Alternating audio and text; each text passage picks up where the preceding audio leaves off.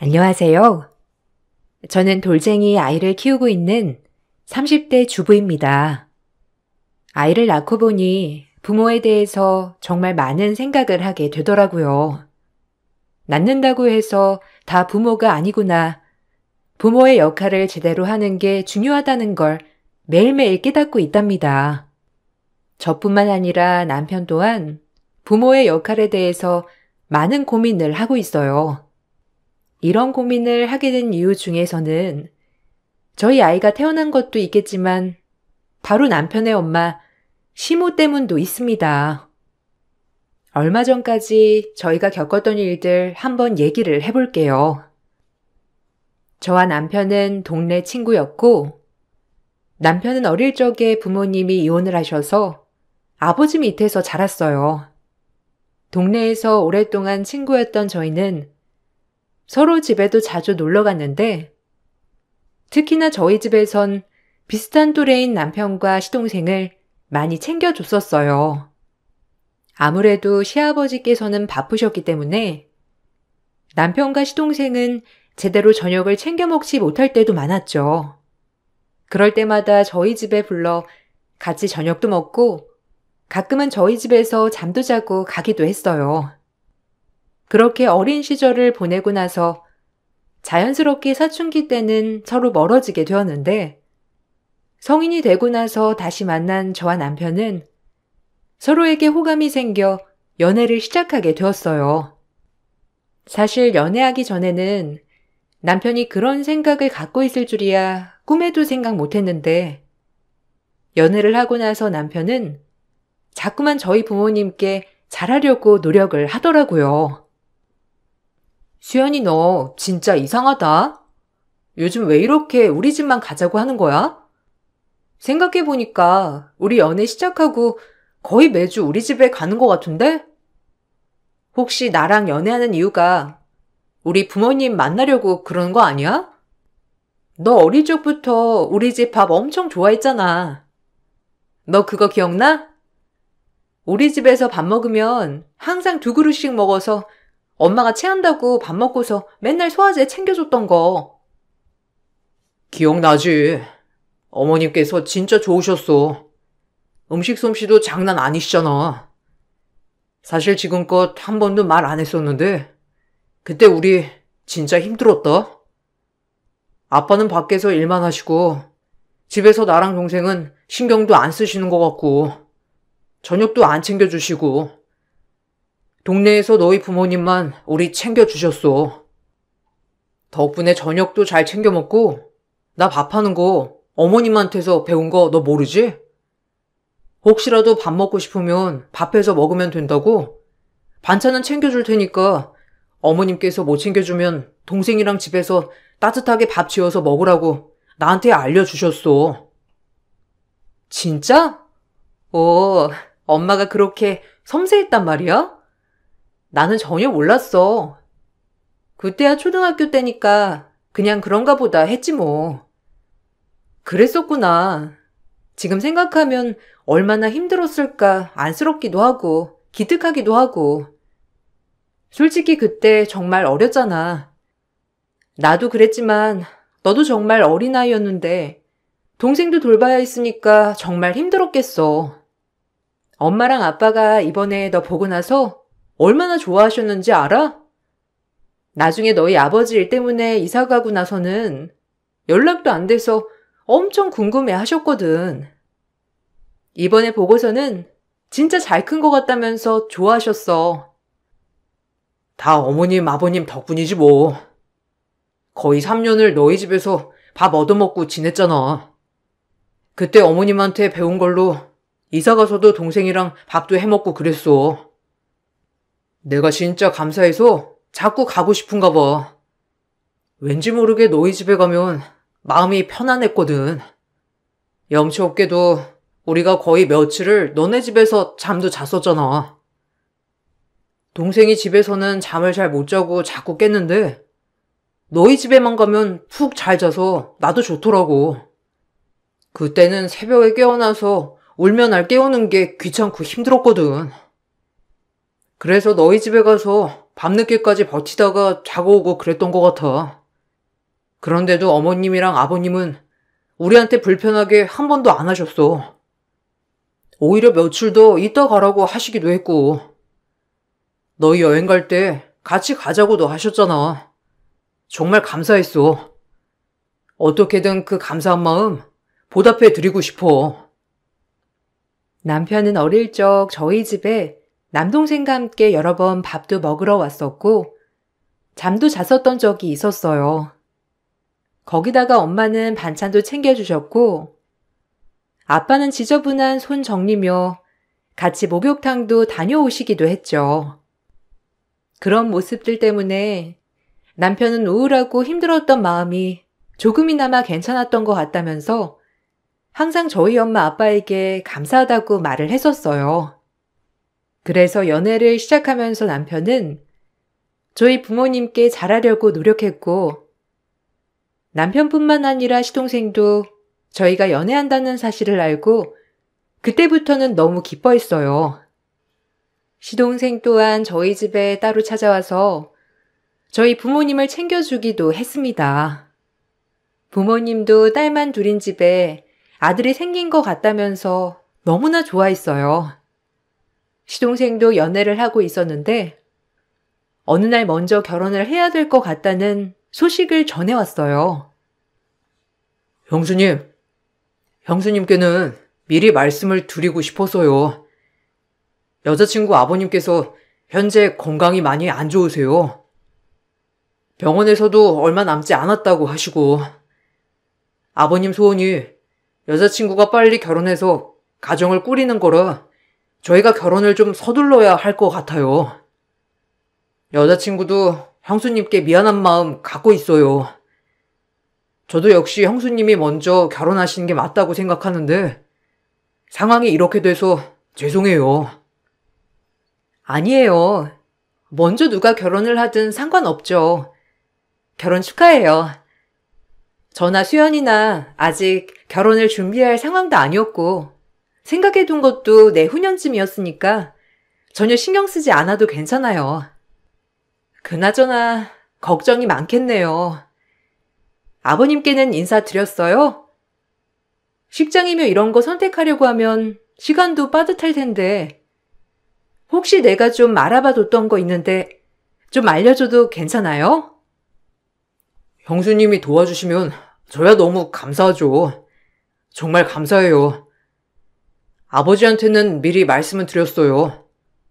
아버지께서도 괜찮으시다고 허락하셨고 아마 다음 주쯤에는 상견례 하게 될 것 같아요. 그리고 아주머니, 아저씨께도 말씀드렸어요. 저번에 저한테 결혼 선물이라면서 신혼여행 비용에 보태서 쓰라고 도와주셨는데 사실 다시 돌려드리고 싶어서요. 저도 경황 없이 그냥 받았는데 너무 감사하지만 제가 받은 게 너무 많아서 이걸 받는 건 너무 염치가 없는 것 같아요. 에이, 엄마 아빠가 신경 써서 준 건데 감사하게 잘 쓰고 나중에 신혼여행 갔다 와서 잘 갔다 왔다고 연락만 해줘요. 그러면 엄마 아빠는 너무 좋아할 거예요.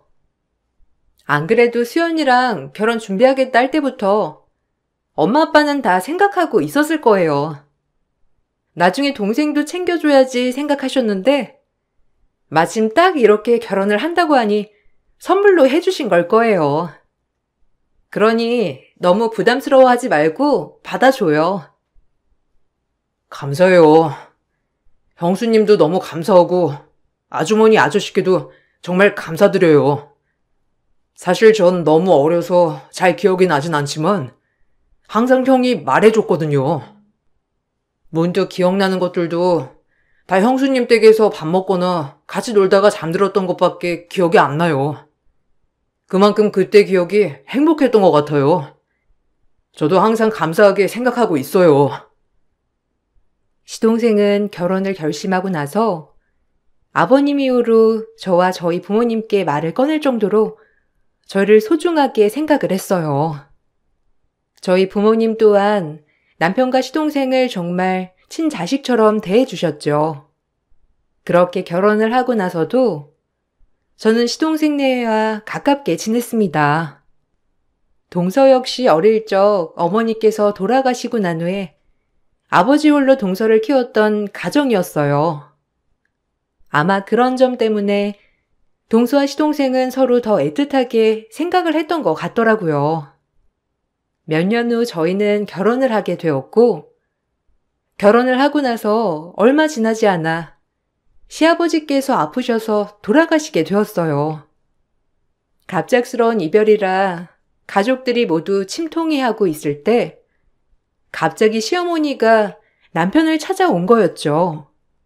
처음에는 시모가 찾아왔다는 사실을 모르고 있었는데 어느 날 남편이 저에게 조심스럽게 얘기를 꺼내더라고요.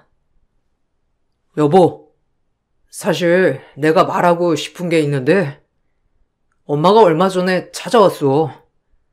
어떻게 알았는지 아빠 돌아가신 거 들었다면서 전화 왔더라고.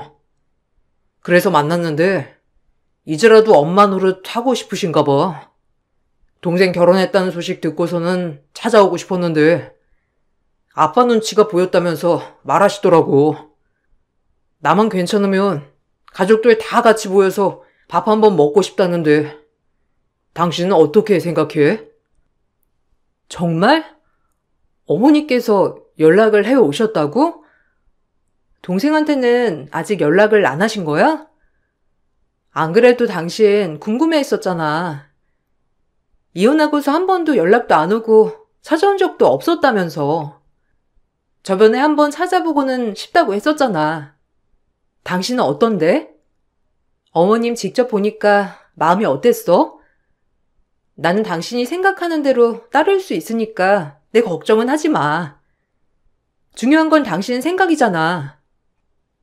나는 솔직히 말하면 엄마 만나기 전에는 궁금하기도 하고 보고 싶은 마음도 컸었거든?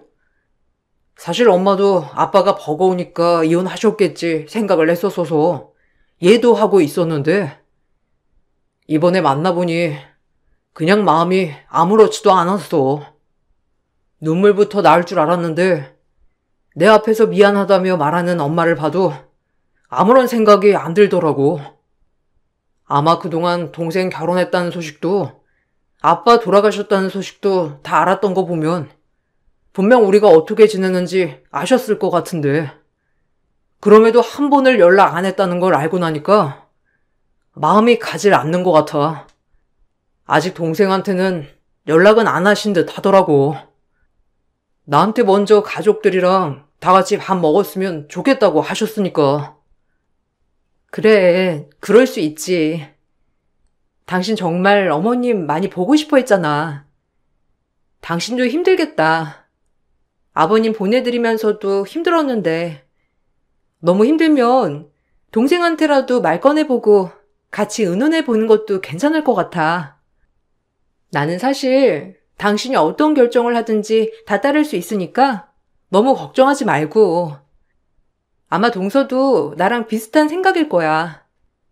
그러니까 혼자서 너무 끙끙 고민하지 말고 동생이랑 같이 얘기해보고 결정해봐. 시아버지가 돌아가시고 난 후 어떻게 하셨는지 시모는 남편에게 연락을 했던 것이었어요. 그러면서 그동안 시모가 남편의 생활을 거의 알고 있었다는 게 드러나게 되었고, 그걸 듣고서 남편은 마음이 많이 떠난 것 같더라고요. 거의 20년 넘게 얼굴 한번 본 적 없었던 엄마가 아빠가 돌아가셨다고 갑자기 나타나니 남편은 혼란스러워했고 몇 날 며칠을 고민했었죠. 결국에는 시동생에게 이 사실을 털어놓았는데 고민하는 남편과는 다르게 시동생은 시모를 무척이나 보고 싶어 했어요. 그렇게 저희는 다 같이 모여 밥을 먹게 되었습니다. 처음 만난 시모는 제가 생각했던 것과는 전혀 다른 사람이셨어요. 그동안 어떻게 컸니? 니들 아빠가 너희를 절대로 못 보여준다고 고집을 부렸어. 나는 멀리서만 너희를 볼 수밖에 없었어. 이렇게 니들 아빠가 가고 나서야 편하게 밥 한번 먹을 수 있게 됐구나. 잘 지냈니? 그래도 결혼도 하고 각자 가정을 꾸렸다니 대견하다. 아버지 장례는 잘 치러드렸니? 장례식장에 가보고 싶었는데 괜히 갔다가 마음 심란한 너희들 더 심란하게 하는 건 아닌가 싶어서 걱정을 많이 했어. 장례 이후에도 정리할 건 다 잘 정리한 거야? 네, 아버지 장례는 잘 치렀어요. 혹시 유산 같은 거 물어보시는 거면 아버지께서 남기신 유산은 별로 없어요. 사시던 집이랑 차 정도고 보험도 이미 아버지 빚 갚느라고 다 썼고요. 오늘 이 자리 마련한 건 그래도 동생이 어머니 많이 보고 싶어 해서 마련한 거예요. 보시다시피 저희 다 가정을 꾸렸고 그러니 걱정하지 않으셔도 되고요. 그래, 장하다. 너희끼리 어떻게 이렇게 잘 자랐는지. 니들 아빠는 너희 그냥 내팽개치고 살았겠지. 어떻게 둘이서 이렇게 잘 컸는지 나는 너무나 감사한 마음뿐이야. 그럼 아버지 살던 집은 지금 비어있는 거니? 안 그래도 너희들이랑 좀 시간을 보내고 싶은데 당분간만이라도 그 집에 들어가서 지내면 안 되겠니? 어차피 집 처분하려면 시간도 좀 걸릴 거 아니야. 그래, 엄마. 그렇게 해. 형도 저번에 어차피 집 정리하면서 시간도 걸릴 것 같고 새 주기에도 애매하니까 그냥 비워두려고 생각한다고 했어. 엄마, 그래도 한 번은 우리 보러 와주지 그랬어. 진짜 힘들었는데. 그래도 형수님 어머님이랑 아버님께서 엄청 챙겨주셨어. 형수님도 좋은 분이지만 형수님 부모님께서 얼마나 좋은 사람이냐면. 그래. 들었어. 아유, 내가 옆에 있었으면 그것보다 더 잘 챙겨줄 수 있었을 텐데 미안하다. 엄마가 못 챙겨줘서 너희가 남의 집 눈칫밥 먹으며 살았겠구나. 정말 미안해. 이게 다 니들 아빠 때문이야. 너희한테 조금이라도 가까이 가면 경찰에 신고하겠다 어쩌겠다 막말만 하고 평생을 나는 내 자식 편하게 보지도 못하고 이렇게 늙어 버렸구나. 정말 미안하다. 시모는 이혼을 하고 나서 평생을 고생하면서 살았다고 말을 했지만 사실 시모에게는 고생의 흔적이라곤 찾을 수 없었어요. 손에는 휘황찬란한 장신구들과 함께 굳은 살 하나 보이지 않는 손이며 얼굴 또한 꾸준히 관리를 받았는지 젊어 보이고 생기 있는 피부셨죠. 공장도 다니고 청소도 하고 설거지도 하면서 고생하며 살았다는 말과는 전혀 다른 모습이었기 때문에 의아했지만 겉으로 보이는 모습만으로 판단할 수 없다 생각하고 지나쳤어요. 그렇지만 남편도 저와 비슷한 생각을 했던 것 같았고 시모는 그 후로 여러 번 시아버지 댁에 잠시 지나겠다고 남편에게 말을 꺼낸 듯 싶었지만 남편은 거절을 했어요. 그런데 남편이 자신의 말을 들어줄 것 같지 않았는지 시모는 시동생에게 연락해 시아버지 집에 지내게 해달라고 한 듯 보였죠. 시동생은 시모에 대한 애틋한 마음이 컸기 때문에 남편에게 다시 부탁을 했고 결국 시모는 빈 시아버지 집에서 잠시 지내게 되었어요. 남편은 시동생이 그동안 엄마를 많이 그리워했고 자기만큼 기억하는 것이 없었기 때문에 시모가 그동안 찾아올 수 있었음에도 불구하고 찾아오지 않았던 것은 시동생에게 말하지 않았죠. 저 역시 남편의 마음도 이해했지만 시동생의 마음도 이해했기에 지켜볼 수밖에 없었어요. 그러던 중 동서가 임신을 하게 되었는데 동서는 쌍둥이를 임신했고 시모는 누구보다 기뻐하셨습니다. 동서 입덧이 너무 심해서 집안일을 하나도 못한다며 도와달라는 요청을 듣고 찾아가게 되었는데 집에 가보니 이미 시모가 동서네 집에 와 있더라고요. 아, 어머님, 언제 오셨어요? 안 그래도 동서 입덧이 너무 심하다고 해서 집안일 좀 도와주려고 왔어요. 며칠 전부터 입덧이 너무 심하다고 하던데, 동서는 좀 괜찮아요? 들어보니까 그래도 과일 주스는 좀 먹을만 하다고 하더라고요. 그래서 과일 좀 사왔어요. 과일 직접 갈아서 먹으면 괜찮을 것 같아서요. 동서 어디에 있어요? 입덧 너무 심하면 병원 가서 입덧 주사라도 좀 맞으면 괜찮다고 하는데. 입덧 주사? 너 그게 얼마나 나쁜 주사인지 알기나 하니? 아기 키우는 주사가 그 주사야. 그 주사 맞고 태어난 애들이 다 엄청 크게 나오는 거 모르니? 뱃속에서 이미 다 커서 나오니까 자라면서도 항상 비만해 등치도 산만해가지고 에휴 그것도 모르면서 입덧한다고 주사 맞으러 가자고 하는 거니? 너는 네 동서 생각은 하는 거니 마는 거니? 그리고 과일이 얼마나 당분이 많은데 이걸 갈아서 먹인다고 해. 아이 생각해서 입덧해도 참아서 조금이라도 먹어야 된다 말하지는 못할 망정. 에휴. 네? 아니, 입덧하면 음식 아무것도 못 먹고 다 토해내는데 어떻게 참아서 밥을 먹으라고 해요? 근데 어머님, 집안 꼴이 왜 이렇게 된 거예요? 왜 온갖 물건들은 다 꺼내 놓으셨어요? 어머님께서 청소해 주시려고 이거 다 꺼내 놓으신 거예요? 어머님, 근데 지금 예민할 때라 그냥 동서가 원하는 것만 해주고 저희는 가는 게 나을 것 같아요.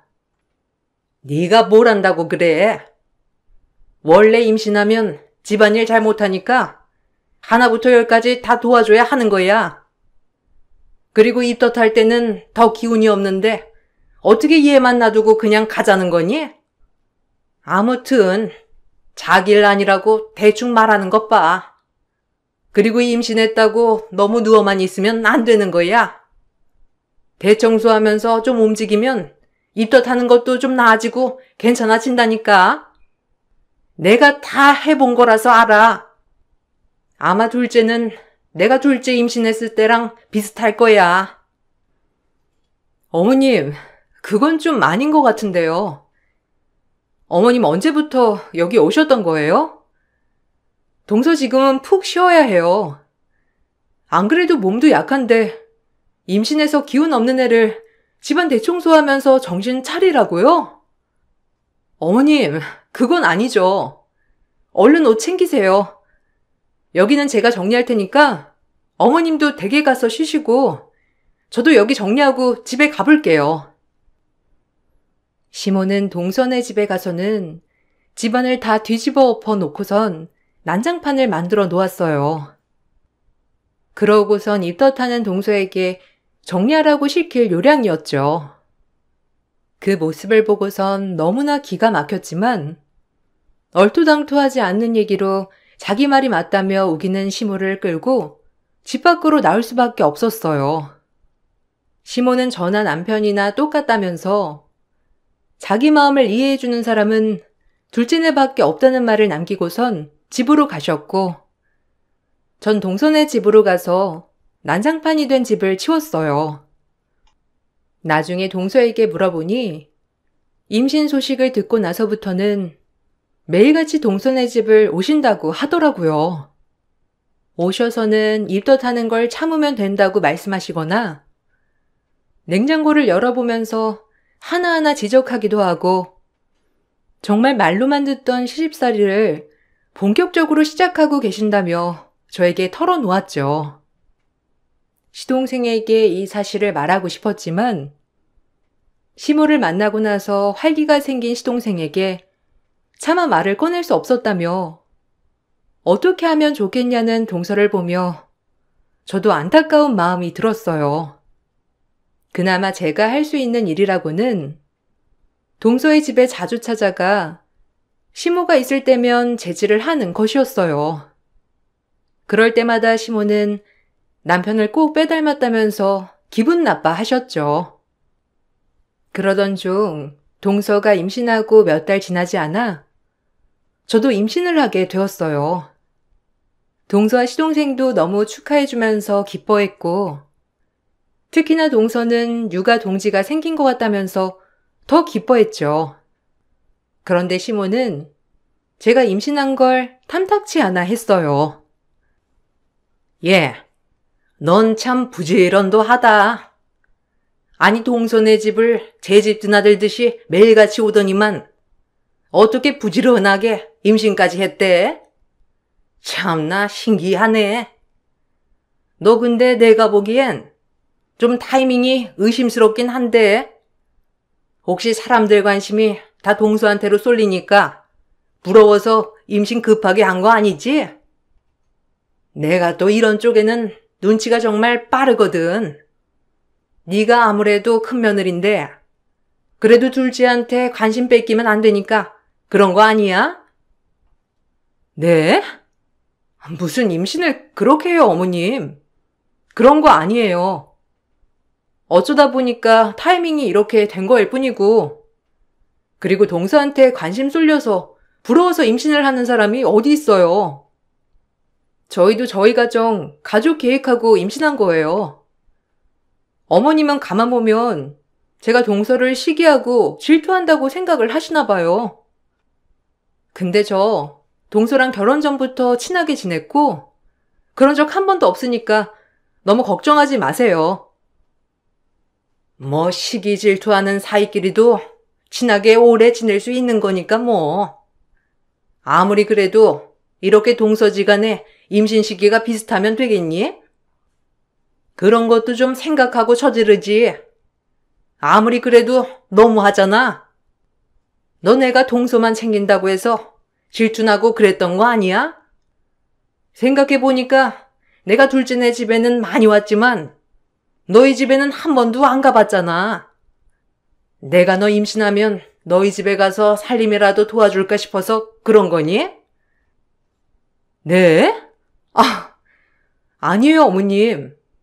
저희 집 살림 안 도와주셔도 되고 안 오셔도 괜찮아요. 그리고 어머님도 이제 어머님 할 일 하셔도 괜찮아요. 전부터 계속 말씀하셨잖아요. 원래 하는 일이 있는데 동서도 임신하고 그래서 챙겨주느라 못하신다고. 이제 동서 입덧도 안 하고 컨디션도 괜찮으니까 계속 동서네 가시지 마시고 어머님 하시던 일 하세요. 계속 그렇게 말하시면 저도 동서도 불편해져요. 이것 봐봐. 동서네 가지 말라고 하는 거 보니까 너네가 자꾸 둘째 며느리만 챙기니까 질투 났구나? 아이고, 알았어. 내가 다음부터는 첫째 며느리도 챙길게. 말을 하지 그랬어. 너나 네 남편이나 다들 겉으로는 싫다, 불편하다 하니까 내가 눈치 보여서 못 간 거였지. 진작에 말을 좀 하지 그랬니? 내가 그래도 시어머니인데 얼마든지 도와줄 수 있지. 시모는 어처구니가 없게도 제가 질투를 해서 임신을 했다고 생각하셨어요. 아무리 해명을 해도 제 말을 믿으시지도 않았고 본인의 생각대로 해석을 하셨죠. 더 이상 말이 통하지 않을 것 같아 저희 집도 동서네 집도 가지 마시고 하시던 일을 하시라고 말씀을 드렸더니 그것마저도 질투를 하는 것이라 생각하셨어요. 남편에게 말을 하니 남편은 임신하면서 스트레스 받지 말라며 자신이 알아서 하겠다고 말을 했어요. 어떻게 된 일이었는지 그 이후로는 시모의 모습은 잘 보이지 않았던 것 같아요. 그 이후 동서네는 쌍둥이를 출산하게 되었고 신생 한 명도 힘든데 쌍둥이를 돌보려고 하니 동서와 시동생 모두 고생하고 있더라고요. 그러던 중 시동생이 육아휴직을 다 쓰고 다시 복직을 할 때가 되었죠. 동서 혼자서는 쌍둥이를 돌보기 힘든 상황이라서 저도 시간이 될 때마다 찾아가서 도와주곤 했어요. 어느 날 동서네 집에 찾아갔더니 시모가 와 계시더라고요. 동서, 왜 이렇게 살이 많이 빠졌어? 아이 보느라 힘들지? 요즘은 산후도우미 선생님들은 안 오시는 거야? 그럼 낮에는 동서 혼자 아이들 보는 거고? 진짜 힘들겠다. 동서 다음 달에는 복직해야 한다고 말한 거 아니었어? 좀 미룰 수 있으면 미루면 좋겠다. 동서 기운도 없는데 아이 내가 볼 테니까 조금 쉬어. 어머님은 언제 오셨어요? 아이 한 명이라도 좀 안아주시지. 형님, 안 그래도 복직할까 말까 고민하다가 복직 안 하면 왠지 정리될 것 같아서 그냥 복직하기로 결정했어요. 그래도 보모 구하고 나면 좀 편하지 않을까 싶어서요. 오전에 잠깐 구하고 오후에는 친척이 와서 봐주겠다고 해서 그렇게 하려고요. 아이들 어느 정도 클 때까지는 어쩔 수 없을 것 같아요. 아직은 어린이집 보내기도 너무 어리고 내년에는 어린이집 보내려고요. 아, 정말? 아유, 보모 구하는 것도 힘들 텐데 걱정이다. 나도 주변에 한번 알아볼게. 내 친구들 중에서도 이제 출산한 친구들 몇 명 있거든? 걔네들 중에 아이 보모 구해서 맡기고 복직한 애들도 많이 있어. 그래도 좀 괜찮은 사람으로 구해야 마음도 놓이고 그렇잖아. 내가 좀 알아볼 테니까 너무 걱정하지 마. 보모 구하려고? 그런 거 구할 필요가 뭐가 있어? 여기 공짜 인력 있으니 시간 낭비 마라. 어디 그런 거에 쓸데없이 돈을 쓰려고 해? 오전에는 얘가 와서 애 보면 되는 거고 오후에는 너네 친척 와서 봐주신다고 했지? 혹시 친척한테도 아이 봐주는 비용 준다고 했니? 그럴 거면 애초에 아서라. 그냥 얘 보고 와서 애 미리 보면서 예행 연습하라고 해. 그네는 내일부터 오전에 일찍 와서 애들 좀 보고. 보모를 구한다는 동서의 말을 듣고 시모는 저에게 신뢰를 던지면서 공짜 인력이 있다면서 시간 낭비하지 말고 저보고 아이를 보러 오라고 했어요. 그 모습을 보고선 전 너무나 황당했고 저도 임신 7개월이라 어느 정도 배가 나왔는데 저에게 신뢰까지 던지면서 말을 하니 도저히 못 참겠다는 생각이 들었습니다. 한마디 하려던 찰나에 갑자기 소리를 친 건 다름 아닌 시동생이었어요. 시동생은 고생하는 동서를 위해서 연차를 쓰고 일찍 퇴근을 했고 들어오면서 시모의 말을 들었던 것이었죠. 엄마, 방금 치명적인 잘못했어요. 지금 형수님께 뭐 하는 짓이에요? 엄마 설마 지금까지 형수님께 이런 대접한 거였어요? 진짜 실망이네요. 안 그래도 요즘 아내가 스트레스를 많이 받는 것 같아서 왜 그럴까 생각했었는데 형 말이 진짜 사실이었어요? 어떻게 저희한테 그러실 수가 있어요?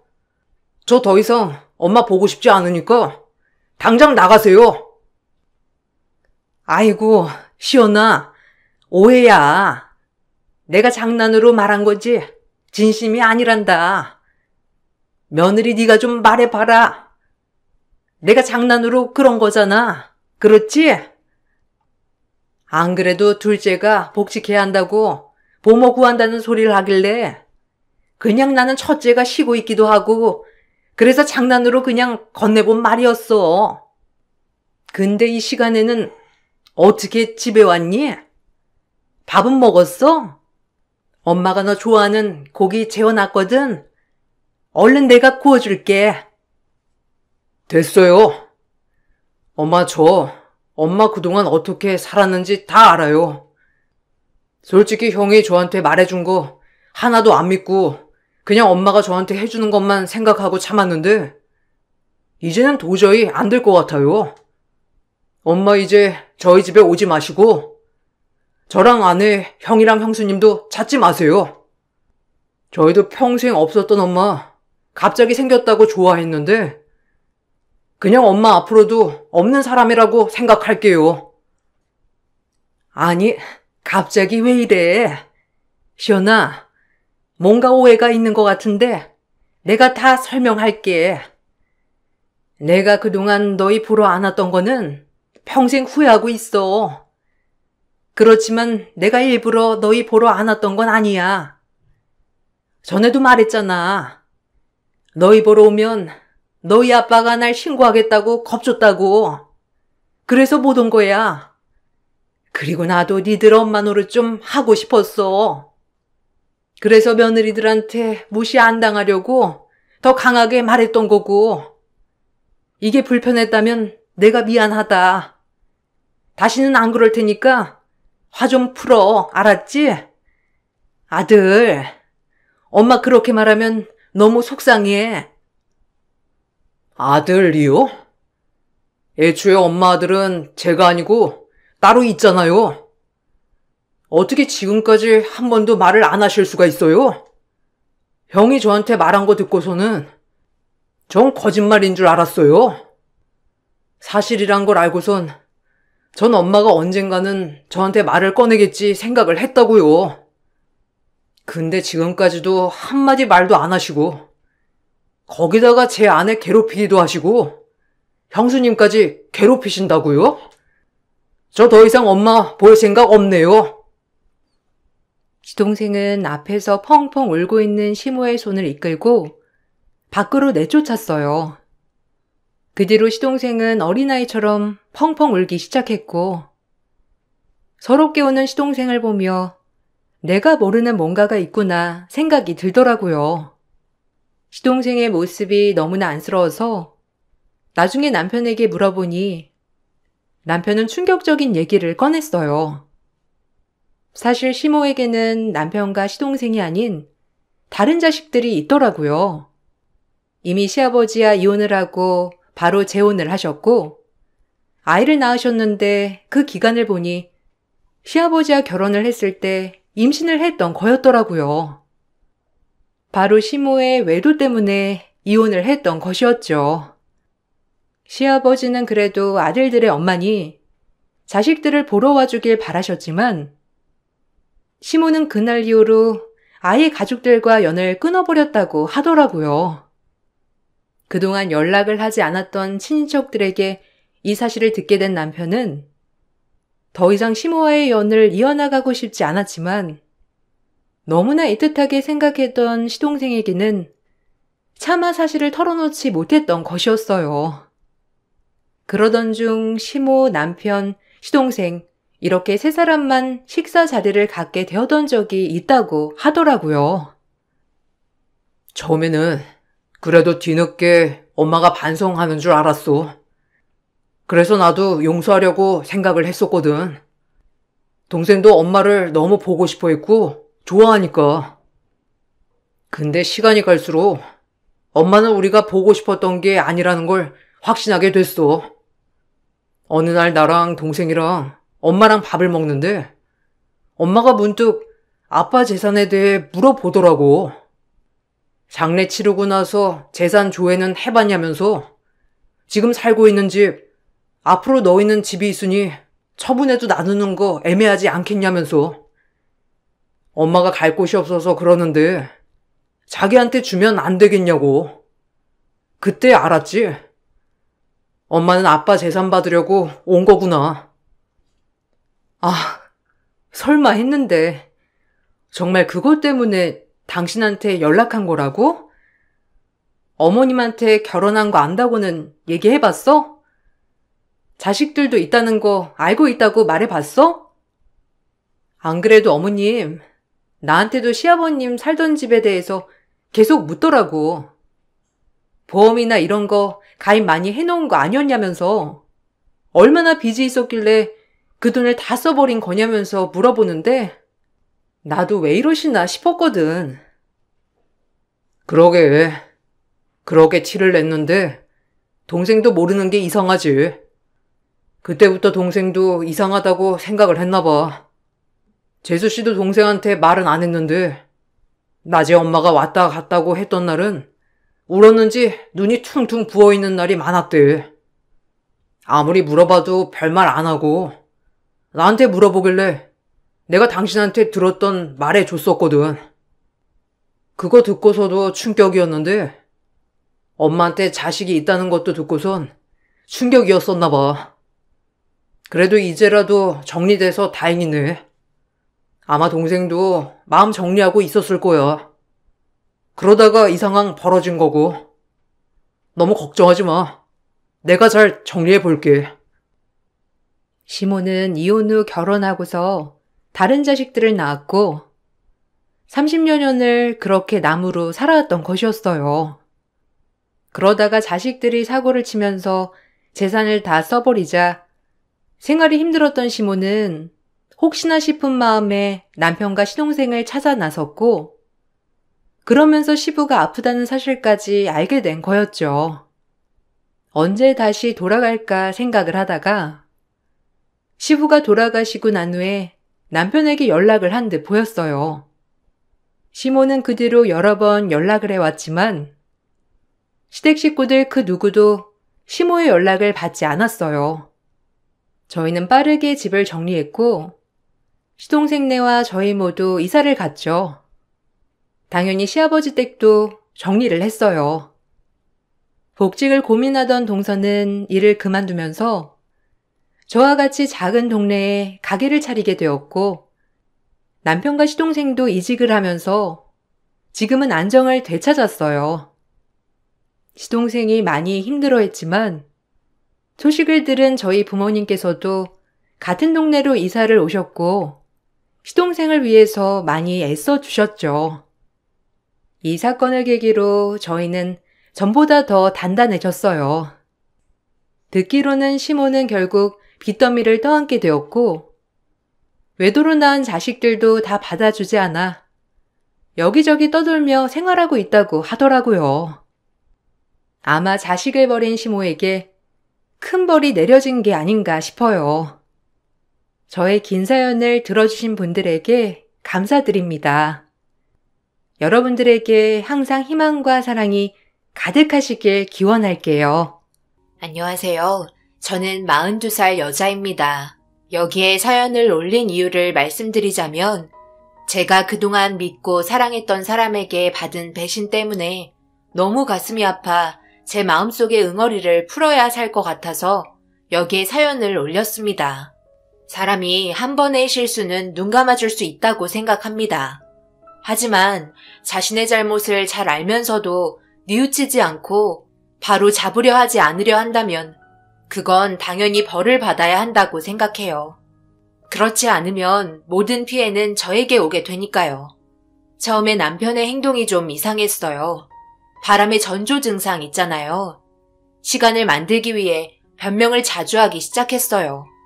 퇴근 시간이 늦을 것 같다든지 회사 회식이라든지 그런 사소한 부분부터 시작이 되었었죠. 여자의 촉은 정말 무시 못할 정도로 무서운 것 같아요.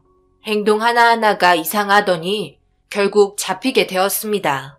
꼬리가 길면 그 꼬리를 잘라줘야 한다 생각했고 이혼할 생각을 가지고 있었기 때문에 강하게 대화를 이어나갔어요. 당신과는 절대 살 수 없을 것 같아. 내가 그동안 몰랐을 것 같아? 어디 갔다 왔는지 다 보고 있었어. 그런데 당신은 다 알고 있는 나한테 얼굴색 하나 안 변하고 진짜 열심히 나가서 그 여자랑 놀다 오더라. 10살밖에 안 된 우리 아들 불쌍하지도 않아? 아무것도 모르고 있는 것 같지? 나한테 왜 아빠는 엄마랑 같이 안 있고 다른 여자랑 있냐고 나보고 불쌍하대. 이런 말 하는 아들한테 내가 뭐라고 그래? 첩이라고 그럴까? 원래 남자들은 나이 먹으면 다 똑같다고 말해야 하는 거야? 정도껏 해야지. 나도 이제 도저히 참을 수 없고 우리 아들한테 못 볼 걸 보여주고 싶지 않아. 그러니까 이혼하자. 더 이상은 당신이랑 살 이유가 없어. 이혼하고 우주랑 단둘이 행복하게 살 거야. 당신이 생각 없이 몸이 이끌리는 대로 행동했으니까 나도 똑같이 보여주려고. 미안해. 정리하려고 그랬어. 정말이야. 당신이랑 우리 우주 없으면 나는 어떻게 살라고. 그래, 당신 말처럼 실수는 누구나 할 수 있는 거야. 그러니까 제발 딱 한 번만 용서해 줄 수 없겠어? 내가 앞으로 정말 잘할게. 자, 봐봐. 무릎도 꿇었어. 나 당신이랑 결혼한 지 12년이 넘었잖아. 그동안 무릎 꿇은 적 있었어? 없었잖아. 그러니 제발 이번 한 번만 눈 감아주고 넘어가면 안 될까? 당신이 시키는 건 뭐든지 할 테니 진정 좀 해줘. 남편은 절대 이혼만큼은 안 된다며 자기의 잘못을 인정한다고 딱 한 번만 봐달라며 애원했어요. 결국 제가 강하게 나오자 눈물까지 흘리게 되었습니다. 정말 한심했어요. 결과가 뻔히 보였고 어차피 이렇게 될 거라고 저는 생각하고 있었는데 남편은 생각하지 못했나 봐요. 너무 한심해서 더 이상 말 섞기도 싫었어요. 그리고 이 사실 양가 집안 귀에 들어가게 되었고 아주 난리가 났습니다. 겉으로는 착한 척 자기는 깨끗하고 가정에 충실한 가장의 이미지로 남고 싶었던 거였어요. 하지만 그건 어디까지나 저에게 걸리기 전의 얘기였죠. 시부모님이 오히려 더 크게 화를 내셨고 그리고 저에게도 딱 한 번만 용서해주면 안 되겠냐고 애원하셨습니다. 그런 모습을 지켜보던 남편도 무릎 꿇었죠. 하지만 더 이상 남편에 대해 미련이 없었고 한 번 바람난 놈 또 바람 피운다고 주변 사람들까지 모두 한결같이 얘기하셔서 뒤도 안 돌아보고 이혼했어요. 그리고 아들 얼굴 또한 보지 말라고 강하게 선 그었습니다. 시부모님 손자 얼굴 못 보는 게 말이 되냐며 오열하셨고 하루아침에 그런 결정을 할 수 있냐고 엄청 서운하게 생각하셨지만 제가 받은 상처에 비하면 그건 아무것도 아니었어요. 남편은 절대 이혼만큼은 안 된다고 제 다리를 붙잡고 절대 놔주지 않았어요. 하지만 결국 저는 뒤돌아 가정법원에서 나왔어요. 그리고 3개월의 숙려 기간을 거쳤습니다. 그 3개월의 기간은 저에게 정말 최악의 상황이었어요. 하루도 안 빠지고 전화하고 난리도 아니었죠. 이렇게 될 거 뻔히 알면서 왜 제 마음을 아프게 했는지 정말 너무 힘들었습니다. 남편이 만났던 바람난 여자, 저보다 젊었어요. 아들 낳고 뱃살 트고 운동에도 잘 빠지지 않는 축 처진 몸매는 전신 거울을 봤을 때 저도 보기 싫을 정도로 군데군데 살집이 있었지만 아기 가지기 전에는 저도 몸무게 49 정도는 유지하고 있었어요. 나이 먹고 찌는 살 어쩔 수 없었고 그런 제가 당연히 아기도 없는 탄력 있는 여자를 이길 수 없는 건 당연하잖아요. 집에 와서 얼마나 많이 울었는지 저도 남편 만나지 않았다면 이렇게 살지 않았을 거고 맛있는 거 먹으러 여행 다니며 제 삶을 즐겼을 거예요. 먼저 꼬신 놈도 남편 놈이고 결혼하자고 매달린 놈도 남편 놈이죠. 연애 때는 좋은 말만 늘어놓더니 결혼하고 나서는 단 한 번도 저에게 좋은 말, 고생한다는 말 해준 적 없었습니다. 서운한 감정 다 참고 제 몸이 망가져도 행복한 가정 하나 보고 버텨왔는데 남편의 바람은 제가 10년이 넘게 힘들게 쌓아온 기둥을 망치로 부쉈습니다. 쓰러지면서 산산조각이 났고 붙이려 애써봐도 다시 세우려 애써봐도 깨진 건 다시 붙지 않았어요. 그렇게 결혼한 지 12년 정도의 짧은 기간 만에 이혼을 하게 되었어요. 바람난 여자와 남편을 상대로 소송을 걸었고 위자료와 양육비 모두 받았습니다. 그리고 우리 아들에 대한 양육권 또한 저에게 있었고 남편은 아무것도 가져갈 수 없었어요. 그렇게 잊고 살게 된 지 2년이라는 시간이 흘렀습니다. 모든 인생이 달라졌기 때문에 남편에 대한 기억을 지우려 애썼어요. 하지만 2년의 기간은 저만 힘든 게 아니었습니다. 항상 아빠와 함께 있고 싶어하는 아들이 저를 힘들게 했어요. 밤만 되면 왜 아빠는 같이 살지 않냐고 물어봤었죠.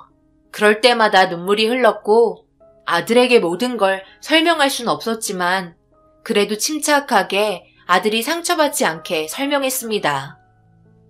오늘은 내가 좀 일찍 왔어. 우리 우주가 너무 보고 싶어서. 그리고 매일 눈물 흘린다며. 미안해. 모든 게 내 행동 하나로 이렇게 되어버리니 정말 가슴 아프다. 내가 정말 멍청했나 봐. 그때로 돌아가면 절대 똑같은 행동은 하지 않을 텐데. 오늘은 우주랑 저녁까지 같이 먹고 들어올 테니까 걱정하지 말고 무슨 문제 생기면 전화할게. 당신도 이혼했는데 이렇게 계속 마주치는 거 힘든 거 잘 알아. 하지만 우리 아들 우주가 잘 커야 하잖아. 이렇게라도 노력해야 상처를 덜 받지. 그걸 아는 인간이 이런 식으로 행동해서 우주한테까지 상처를 줘? 맨날 똑같은 얘기하면 뭐해? 늦지 않게 들어와. 아들은 남편이랑 하루 종일 놀 생각에 들떠 있었고 그런 모습을 보니 너무 가슴이 아팠어요. 이혼하기 전에 그래도 아들이 남편 껌딱지여서 퇴근만 하고 들어오면 남편 옆에 붙어 다녔거든요. 그때의 기억이 새삼 다시 떠올랐고 이혼하고 따로 사는 게 2년이 지났음에도 적응되지 않았어요. 그런 반복되는 시간들 속에 아들의 스트레스도 심해졌는지 생전 없었던 틱 증상까지 오게 되었고 처음에는 주의를 줬지만 날이 가면 갈수록 심해지면서 한쪽 눈만 깜빡거리더니 음성틱까지 동반을 하게 되었어요. 남편과 저 때문에 아이의 인생까지 망치게 될 것 같아 정신적으로 너무 힘들었어요. 하루가 괴로웠고 매일 기도했습니다. 이 상황을 어떻게 처리하면 좋을지 쉬지 않고 기도하며 지혜롭게 헤쳐나갈 수 있게 도와달라고 애원했어요. 아들과 많은 대화를 하고 조금씩 좋아지길 간절히 바랬지만 결국 정신과 치료까지 받아야 할 정도로 상당한 우울증이 왔었고 그런 아들의 모습을 보고 있던 저는 결국 남편의 조건을 다시 한번 받아들이게 되었습니다. 자식이 잘못되는 걸 바라보고 있는 게 부모로서 얼마나 가슴 아픈지 다들 아실 거예요. 남편도 저에게 정말 잘하겠다며 변화된 모습을 보여주겠다고 자신의 아들이 힘들어하는 걸 도저히 보기 괴롭다며 슬퍼했고 2년의 기간 동안 많은 걸 깨달았을 거라고 생각했어요. 그렇게 저희는 다시 재결합을 하게 되었어요. 재결합하기 전에 남편이 저에게 신뢰를 주기 위해 2년의 기간 동안 단 한 번도 여자를 만난 적이 없었다며 오로지 저와 아들만 생각하며 일만 했다고 여러 가지 증거물을 보여줬지만 그런 거 다 필요 없고 앞으로 잘했으면 좋겠다고 생각했어요. 정말 잘 생각했다. 다시 마음 잡고 이렇게 찾아와서 내가 얼마나 기쁜지. 네가 다시 재결합한다고 했을 때 시엠이 잠도 못 자고 어찌나 눈물이 흐르던지. 앞으로 우리 아들이 정신 똑바로 차리고 잘한다고 했으니 이런 일 절대 없을 거다. 만약 또다시 이런 일이 발생된다면 그땐 시엠이가 절대 가만두지 않을 테니 앞으로 좋은 생각만 했으면 좋겠다.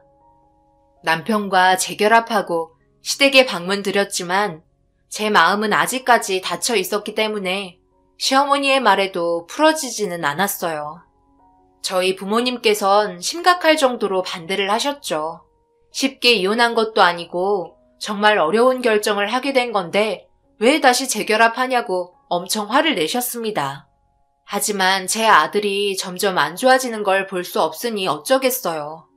최대한 제 입장에서 설명을 해드렸고 저희 부모님도 자식 바라보는 입장에서 가슴이 아파서 하는 말이라고 힘들어 하셨어요.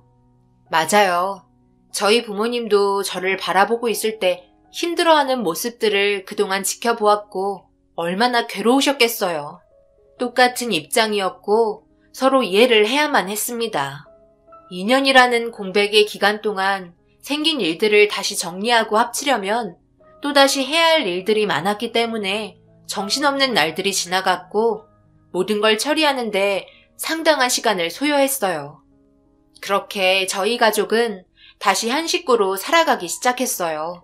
그러면서 아들도 심리적으로 안정이 되었는지 틱 증상이 점점 완화가 되었고 우울증 치료도 더 이상 받지 않아도 될 정도로 상태가 좋아졌습니다. 이 모든 게 가정 불화로 생긴 부분들이었기 때문에 남편이 이번 계기로 제발 정신 차리고 가족을 위해 앞만 보며 열심히 살아가길 바랬어요. 그렇게 시간이 흐를수록 저도 마음이 조금씩 열리게 되었고 재결합 이후 단 한 번도 웃음을 보이지 않았던 저는 조금씩 입가에 미소가 띄어지면서 차근차근 밟아 나갔어요. 그래도 노력하는 모습이 보기 좋아 오래간만에 같이 술을 마셨고 이런저런 대화하며 앞으로 어떤 식으로 살아가야 할지에 대해 의논을 하고 있었어요. 그러던 도중 남편이 묘한 눈빛을 보내기 시작했고 재결합한 지 1년이 지난 시점에 마음이 열렸습니다. 그렇게 남편과 사랑을 나누려 분위기를 잡는 순간 갑자기 초인종이 울렸고 너무 늦은 새벽 시간이라 술에 취한 사람이 잘못 누른 것 같다고 생각하려던 찰나 문을 쾅쾅 두드리기 시작했어요. 남편과 저는 서로 당황해 어찌할 줄 몰라 하고 있었는데 갑자기 밖에서 남편의 이름을 부르며 빨리 나오라고 급한 목소리로 외치고 있었습니다. 너무 당황했죠. 재결합하면서 이사를 했었는데 저희 집을 알고 있는 여자가 남편의 이름을 부르며 빨리 나오라고 외치고 있었으니까요. 남편은 제 표정을 살피더니 당황했는지 기다려보라며 현관문을 열었어요.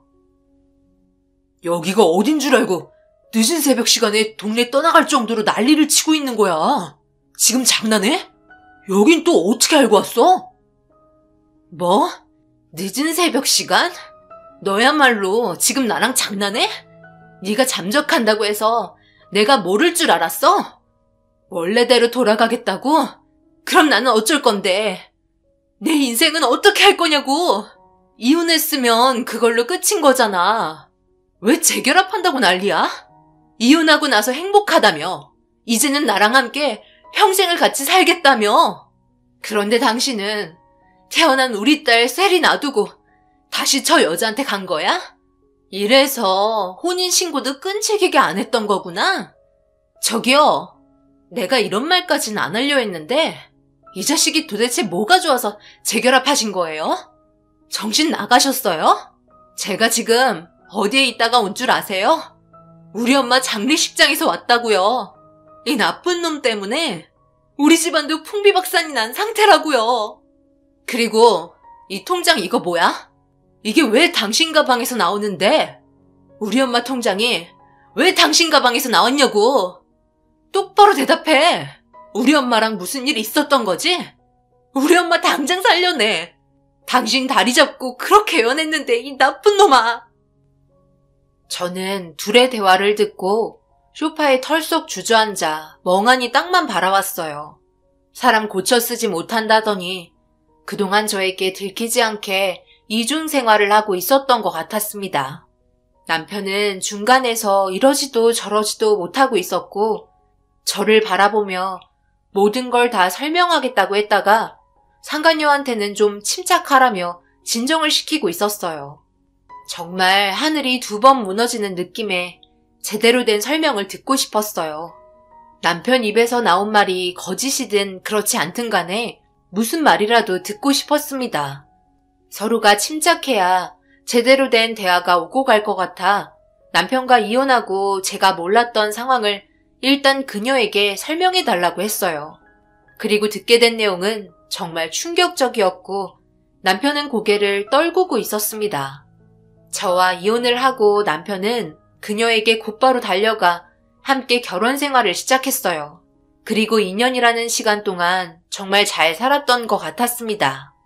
그러면서 저한테는 그동안의 잘못을 뉘우쳤다고 외원하고 있었으니 이중적인 성격에 너무 소름이 돋았어요. 거기에 더해 재결합했을 때 그녀는 임신한 상태였고 아이가 최근에 태어나게 되었던 거죠. 그런데 남편이 계속해서 그녀를 회피했고 아무래도 자기 아들이 정상적이 아니라서 마음이 더 쏠린 것 같았습니다. 그렇게 계속해서 피해만 다니다가 그녀의 어머니가 세상을 떠났음에도 찾아오지 않아 화가 치밀어 올라 저희 집으로 오게 되었던 거죠. 그런데 그녀가 남편에게 던진 통장에 문제가 있는 듯 보였어요. 그 안에 들어있던 금액은 총 5억이었습니다. 그 돈의 출처보다 왜 그녀의 어머니가 세상을 떠나기 전에 5억의 통장을 건네주었는지가 의문이었죠. 하지만 남편은 아무 말 하지 않고 고개만 떨구고 있었어요. 첩첩산중이라고 점점 더 상황이 복잡하게 흘러가자 남편에 대한 신뢰는 더 이상 볼 필요도 없이 바닥을 찍었고 당장 나가라고 소리쳤어요. 남편은 자기가 다 설명하겠다며 애원했지만 그녀의 말이 더 솔직해 보였고 거짓이 없어 보여 이제 막 태어난 그녀의 딸과 함께 행복하게 살라고 남편을 현관 밖으로 밀쳤습니다. 그러자 현관문을 잡고 절대 나가지 않으려 안간힘을 쓰고 있는데 아들이 깨어나 무슨 일이냐며 눈을 비비면서 저희 쪽을 바라보고 있었어요. 모든 현장을 들켜버린 상황에서 아들은 자기 아빠가 또 실수를 했다는 걸 눈치채고 그 자리에서 눈물을 흘렸습니다. 아들을 먼저 진정을 시켜야 할 것 같아 남편을 있는 힘껏 밀쳐서 현관 밖으로 내보냈어요. 그리고 아들한테 급하게 달려가 아직 해결되지 않은 일들이 복잡하게 엉켜 있다며 모든 일이 좋아질 거라고 진정시켜줬습니다. 현관 밖에서는 그녀와 남편이 시끄럽게 싸우고 있었고 그러다가 남편은 저에게 나중에 다 설명한다며 기다리라고 얘기한 후 그녀를 데리고 사라져 버렸어요. 불과 몇 분 전까지만 해도 남편과도 분위기가 좋았고 제 마음이 열리기 시작했는데 몇 분 사이로 땅과 하늘이 바뀌는 상황이 생겨버리니 제 자신도 무너지게 되더라고요. 그렇게 한참을 있다가 늦은 새벽 남편이 조심스럽게 현관문을 열고 들어왔어요. 아들은 한참 동안 눈물을 흘리다가 다시 잠이 든 상태였죠. 도대체 이 상황 어떻게 설명할 거야? 저 여자한테 자식이 있으면 안 되는 거 아니야? 알고 있었으면서 나한테 다시 돌아오면 이렇게 될 거라고 생각 못 해봤어? 왜 내 주위에서 맴돌아 나랑 우리 아들을 힘들게 하는 건데? 재결합하기 전에 모든 상황을 다 깨끗이 정리했다며. 그런데 당신은 나랑 이혼하고 일만 했다면서 그 여자와 함께 지내고 딸까지 낳았으니 더 이상 두고 볼 필요도 없겠네. 밥 먹듯이 거짓말하는 남편이랑 절대 같이 살 수 없지. 이런 모습 내 아들이 커서까지 보는 거 원치 않아. 나중에 크면 내 마음 알겠지. 그때까지 그냥 몸에 조금 이상이 생겨도 그 순간 잘 넘어가면 별일 없을 거야. 우리 그냥 다시 예전처럼 남남으로 돌아가자. 그 여자랑 새 출발하길 바래. 정말 내가 그동안 봤던 쓰레기 중 최악이다. 내가 다 해결하려고 했었어. 그래서 준비 중이었다고. 당신한테 떳떳하게 나타나고 싶어 계획하고 있었다니까. 내가 저지른 잘못에 대해 충분히 반성하고 있었어. 조금만 기다려줘. 예전처럼 돌려놓을게. 또다시 우주가 이상한 증상을 보였으면 좋겠어? 저 여자의 어머니가 나한테 5억이나 주면서 매달리는 것도 뿌리쳤어. 당신이랑 우리 아들이랑 행복하게 살려고. 흥분한 남편은 아무 말이나 막 뱉기 시작했어요. 그러던 도중 갑자기 5억에 관해 얘기를 꺼냈고 거기에서 문제가 하나 발생이 되었습니다. 그녀의 어머니가 세상을 떠나신 이유는 다름 아닌 남편에게 있었고 그걸 숨기기 위해 5억의 통장을 가방에 숨겨 깊숙이 박아놨는데 그걸 그녀가 발견해서 가지고 온 거였어요. 분명 남편은 점점 더 안 좋은 길로 들어서는 게 느껴졌고 벼랑 끝에 몰린 입장 같아 그녀의 어머니와 무슨 상황까지 벌어진 건지 물어보았습니다.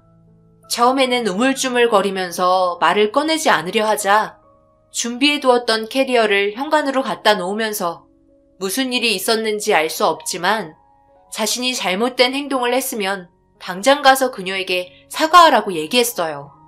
그러자 남편은 절대 그럴 수 없다며 두려워하는 얼굴 표정을 보였습니다. 한심했죠. 나이 먹고 이런 식으로 생각 없는 일들을 저지르는 게 답답했어요. 제가 나가려고 아들을 깨우려 방으로 들어가는 순간 기다려보라고 손톱을 깨물며 왔다 갔다 하고 있었어요. 확실히 뭔가 있는 듯 보였습니다.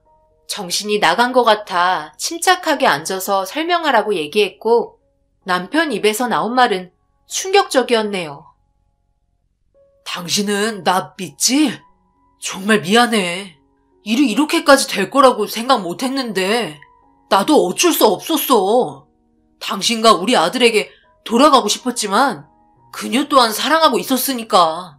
하지만 모든 마음을 접고 당신에게 돌아가려고 하는 순간 그녀가 임신한 걸 알게 되었고, 그녀의 어머님이 임신 소식을 듣곤 절대 보내줄 수 없다며 애원을 하셨지. 자기 딸 인생도 망칠 거냐며 똑같은 실수하지 말라고 계속해서 설득을 시키려 했지만 내 귀는 닫혀 있었고, 오로지 원래 내 가족의 품으로 돌아가기 위해 어머님과 몸싸움을 벌이다 도저히 안 되겠는지 5억이 담긴 통장을 건넸는데 갑자기 심장을 부여잡으셨고, 그때 정말 많은 생각이 들더라고. 119에 신고를 해야 할지 말아야 할지. 당연히 신고를 해서 응급실에 보내드려야 했는데 내 몸은 움직이지 않았어. 그리고 쓰러진 그녀의 어머님을 두고 밖으로 나왔지. 5억이 담긴 통장은 아까 들은 대로 가방에 숨겨놨었어. 결국 그녀의 어머니를 세상 떠나게 한 사람은 남편이었습니다. 정말 소름이 돋았고 도저히 이해할 수 없었어요. 정신에 문제가 생긴 건지 감정적으로 돌변해버린 남편의 모습이 저와 아들에게까지 영향을 줄 수 있을 것 같다고 생각했습니다. 저는 남편에게 자신의 잘못을 뉘우쳤으면 좋겠다며 경찰서에 가길 원했어요. 충분히 그녀의 어머님이 살아계실 수 있었지만 남편은 그걸 보고도 방조했기 때문에 사실상 죄질은 무거웠습니다. 또한 제가 듣게 된 이상 눈 감아줄 수는 없었어요. 하지만 남편은 눈 감아달라며 말하지 않으려 했다가 제가 떠날 것 같아 두려워 자신이 지금 얼마나 힘들고 괴로운지 속마음을 꺼낸 거라는 이해 불가의 말을 시작했습니다. 그리고 서로의 감정이 너무 극에 달았기 때문에 정리를 할 필요가 있었고 이성적으로 판단하기 위해 친정집에 잠시 가야 할 것 같다며 나중에 다시 얘기하자고 했어요. 남편은 꼭 그렇게까지 해야 하냐고 그냥 집에 있길 바라고 있었지만 강력하게 나오는 행동에 기가 죽은 남편은 친정집까지 데려다 주겠다며 택시 탄다는 거 자고 있는 아들 자기 차에 태워서 안전벨트를 착용시켰습니다. 어쩔 수 없이 남편 차에 올라탔고 너무 늦은 시간이라 택시도 잡힐 것 같지 않아 친정집으로 아무 말 없이 향하고 있었어요. 그런데 눈물을 흘리며 횡단보도를 건너고 있던 그녀를 발견하게 되었고 남편은 그 모습을 보더니 갑자기 돌진하기 시작했어요. 뭐 하는 거냐고 소리치자 그녀만 없으면 모든 게 정상적으로 돌아갈 거라며 그녀를 향해 원망하고 있었습니다. 모든 행동들은 자기가 잘못했으면서 회피하려고만 하는 게 느껴졌어요. 하지 말라고 남편을 말렸지만 이미 귀를 닫은 상태였습니다. 뒤에서 아들은 남편의 행동 때문에 소리치며 울고 있었고 차는 점점 그녀를 향해 가까이 다가가기 시작했어요. 그리고 저는 어쩔 수 없이 남편이 붙잡고 있는 핸들을 반대편으로 강하게 틀었고 차는 미끄러지면서 그녀가 피하게 될 거라고 생각했지만 속도에 미끄러진 차는 회전을 하며 그녀와 부딪히게 되었고 저희도 전봇대에 차를 들이받게 되었습니다. 그 순간 정신을 잃었는지 눈을 떴을 때는 응급실에 있었어요. 눈을 뜨자마자 바로 아들부터 찾았고 다행히 아들은 제 옆에 있었어요. 안전벨트 덕분에 크게 다치지 않은 모습에 안도의 한숨을 내쉬고 있었습니다. 그리고 제 몸을 살펴보니 저 또한 가벼운 타박상 정도였고 크게 다치진 않았어요. 하지만 남편은 옆에 없었습니다. 생각보다 심각했는지 수술실에서 나오지 않고 있었어요. 그녀 또한 수술을 받고 있었습니다. 그렇게 한참의 시간이 흘렀고 6시간의 긴 수술이 끝나고 걸어 나온 의사는 충격적이게도 고개를 절레절레 흔들었습니다. 그녀는 미끄러지는 차에 등을 부딪히면서 허리에 문제가 생겼는지 하반신 마비가 오게 되었고 남편은 그녀보다 더 심각한 식물인간 상태였습니다. 언제 깨어날지 모른다는 기억 없는 진단 결과에 시댁 집안은 오열하고 있었고 급하게 달려온 또 다른 어떤 분은 그녀의 상태를 확인하더니 그 자리에서 주저앉았고 그녀의 아버지라는 걸 알 수 있었어요. 결국 둘의 잘못된 행동으로 인해 이런 결과를 얻게 된 것 같아 씁쓸했어요. 그런데 남편의 몸 상태가 문제였어요. 시간이 지나면 지날수록 점점 쇼크를 동반한 경련이 일어나 아무래도 교통사고로 인해 머리에 문제가 생긴 것 같다며 다시 정밀 진단을 하게 되었고, 충격적이게도 뇌출혈이 일어나기 시작해 다시 한번 대수술을 할 수밖에 없었습니다. 그리고 끝내 버티지 못한 남편은 결국 세상을 떠나고 말았고 불행한 결과를 맞이하게 되었어요. 자신의 잘못된 행동들 때문에 여러 사람이 피해를 받고 돌이킬 수 없는 결과들을 안겨줘 정신적인 충격은 상당했습니다. 제일 힘들어했던 건 제 아들이었어요.